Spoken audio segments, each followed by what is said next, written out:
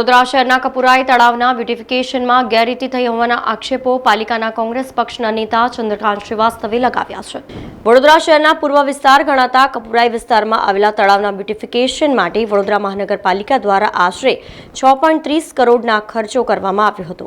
જો કે પાલિકા દ્વારા કરવામાં આવેલા ખર્ચા ફોકટ સાબિત થયો હોય તેમ લાગી રહ્યું છે।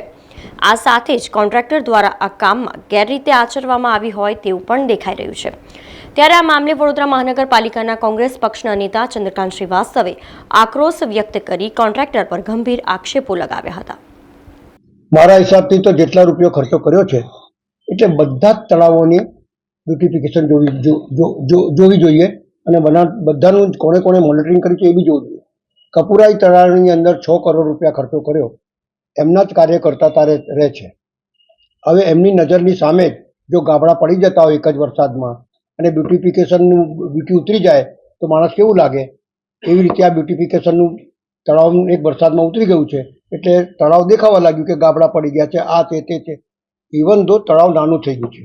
6 કરોડ રૂપિયામાં તળાવ ખોદીને બીજું નવું બની શકે, ખાલી બ્યુટિફિકેશનના નામે ચારે બાજુ કમ્પાઉન્ડ વોલ આરસીસીની કરવી અને પછી બ્યુટિફિકેશનનું નામ આપવું, મને લાગે છે કે વડોદરા શહેરના નગરજનોના જે વેરારૂપી પૈસા આવે છે એ ખરેખર વડોદરા શહેરના નગરજનોના હિત માટે હોવું જોઈએ।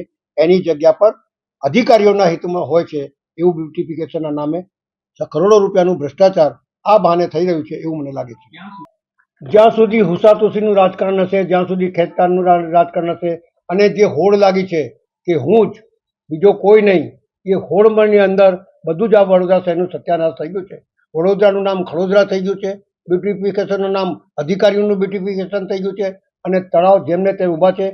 જો આ તળાવની અંદર ખાડા પડી ગયા છે તો કમિશનર શ્રીએ તાત્કાલિક અથવા જે ચેરમેન અથવા મેયર છે એમને તાત્કાલિક ઇન્કવાયરી આપવી જોઈએ, વિજિલન્સમાં તપાસ સોંપવી જોઈએ, જેને મોનિટરિંગ કર્યું હોય એને બી સાથે લેવું જોઈએ અને આ વડોદરા શહેરના હિત માટે, નગરજનોના હિત માટે સાચું બ્યુટિફિકેશન થાય એ પ્રમાણેની કાર્યવાહી કરવા જોઈએ અને જેને કામ ખરાબ કર્યું છે એના પર એક્શન લેવું જોઈએ।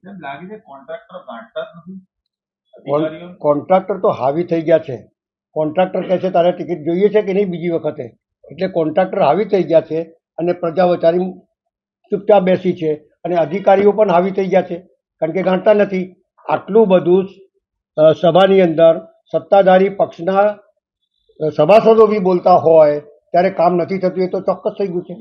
સમાચારોના સતત અપડેટ માટે TNN ન્યૂઝને YouTube પર સબસ્ક્રાઇબ કરી બેલ આઇકોન પ્રેસ કરો અને અમારી સાથે જોડાયેલા રહો Facebook, Instagram અને Twitter ઉપર।